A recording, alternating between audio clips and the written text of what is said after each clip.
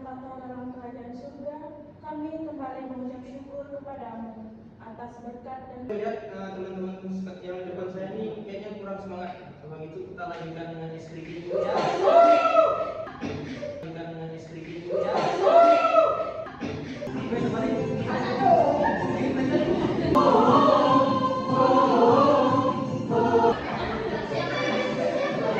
Kita akan lanjut pada Yesus di zaman sekarang. Yang akan dipaparkan oleh saudara kami yaitu Emina Lawina. Di sini dapat kita apa? Mengikuti Yesus di dalam sekarang. Mengikuti Yesus. Nah, di sini melihat kondisi di luar sana dalam mengikuti Yesus pasti selalu ada yang namanya halangan, dampak atau keterlibatan dalam hal-hal yang tidak diinginkan, yang dimana bisa menyesatkan kita dalam mengikuti Yesus. Hal yang terjadi di dunia modern sekarang.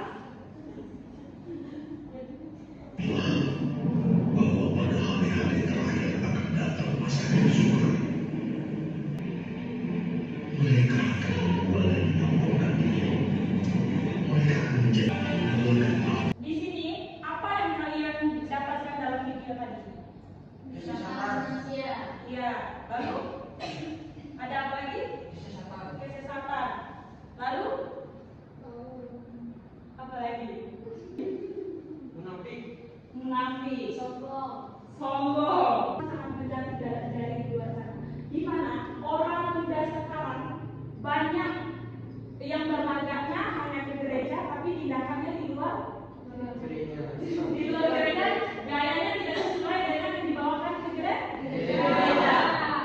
Banyak kalau kita ke gereja, hari ini saya ke gereja, katanya dengan kawannya. Kamu tidak ke gereja, tapi kamu berdosa. Materialistis, banyak orang lebih mengejar harta benda. Nah, bagaimana cara kita untuk mengatasi tantangan ini? Tantangannya, oke. Nah, kita tidak munafik. Kita juga kalau nggak ada uang pasti kita kesulitan, ya kan? Nah, gimana cara mengatasinya? Kayak mengejar harta, status dan kesenangan dunia daripada iman.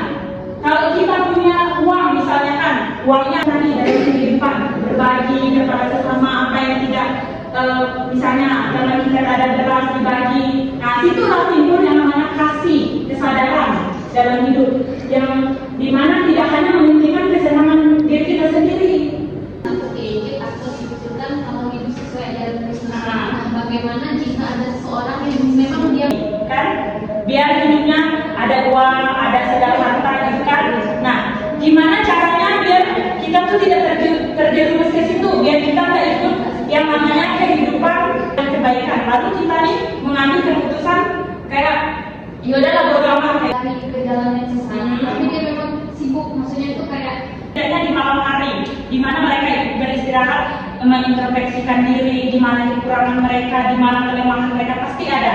Nah, disitulah kita memikirkan, hari ini saya salahnya di mana, nah, di mana kekurangan saya belum apa. Disitulah kita meluangkan waktu untuk berpikir, berdoa, biar tidak sesat dari itu. Gimana? Ada lagi? kalau misalnya kita pergi ke gereja, udah pergi ke gereja tapi sikap tindakan kita tuh masih berbuat yang aneh-aneh loh, teman istilahnya. Tapi menurut kalian lebih baik kita pergi ke gereja tapi kita pulangnya masih melakukan kesalahan, misal pulang dari gereja masih ngomongkan orang, atau kita nggak pergi ke gereja sama sekali? Kalau menurut pendapat saya, lebih baik pergi ke gereja. Karena apa?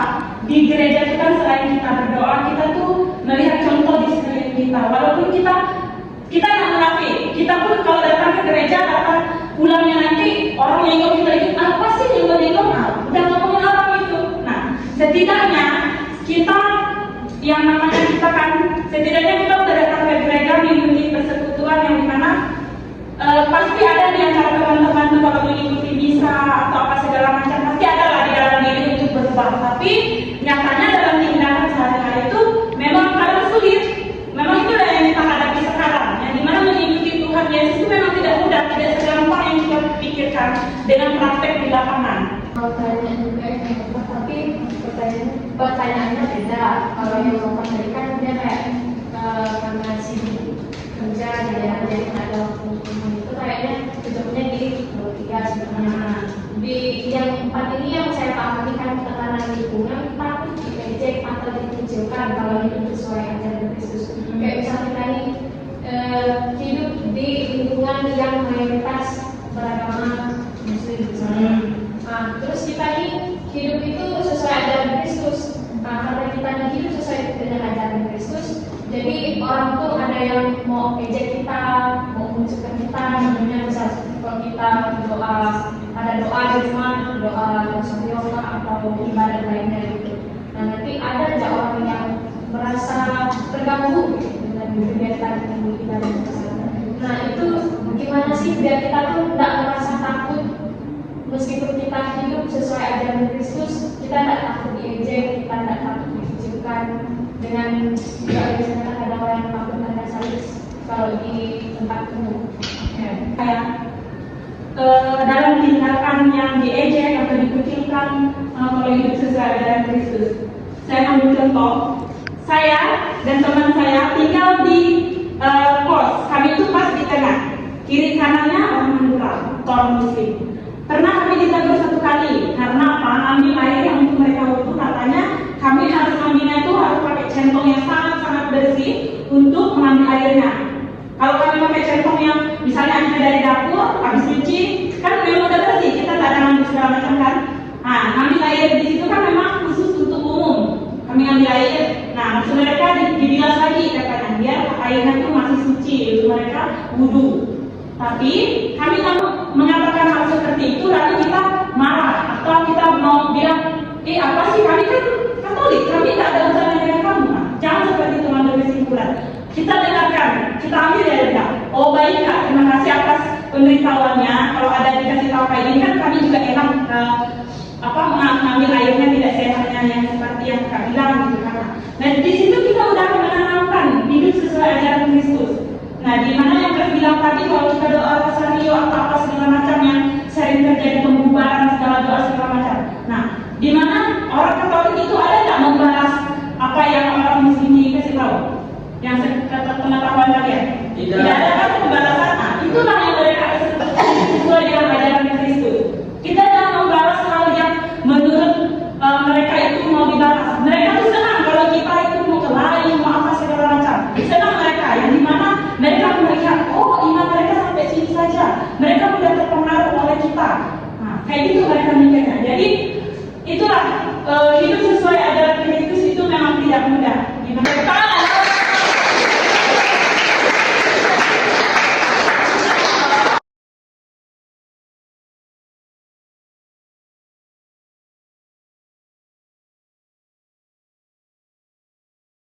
Yang kedua yang akan dikomentariskan oleh saudara kita yaitu Saya sebelumnya meminta 1 orang untuk membacakan dari Petrus. Sama-sama dulu. Timotius 3 ayat 1 sampai 9.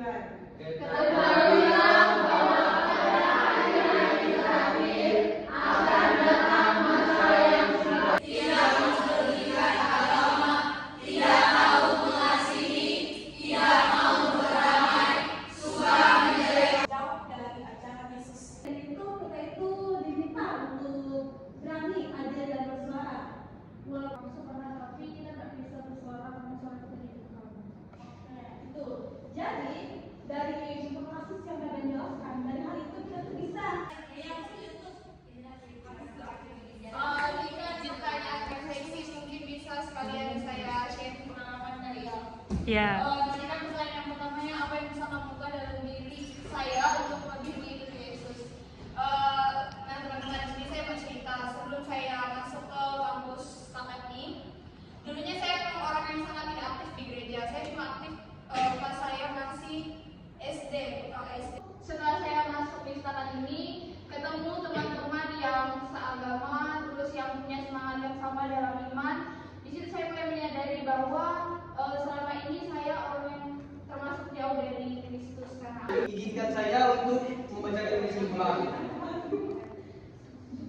mengikuti Yesus di zaman sekarang berarti berani hidup berbeda di tengah dunia yang penuh.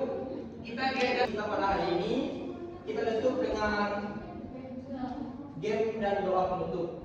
Sekian.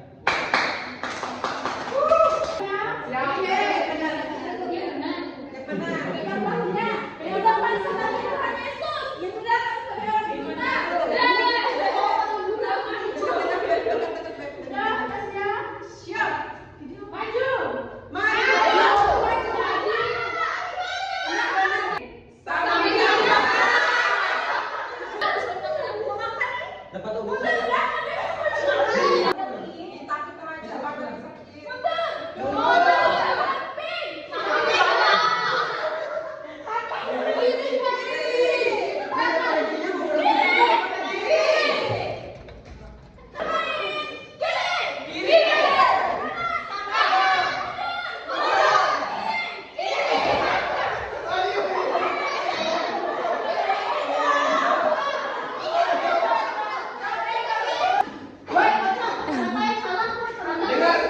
Dengar apa-apa dari saya ya. Yesus berkata, maju.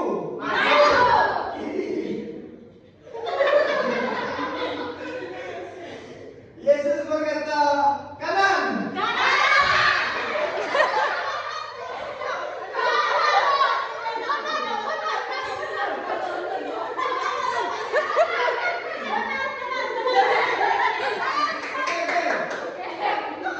Yesus berkata ke samping kanan. Mundur.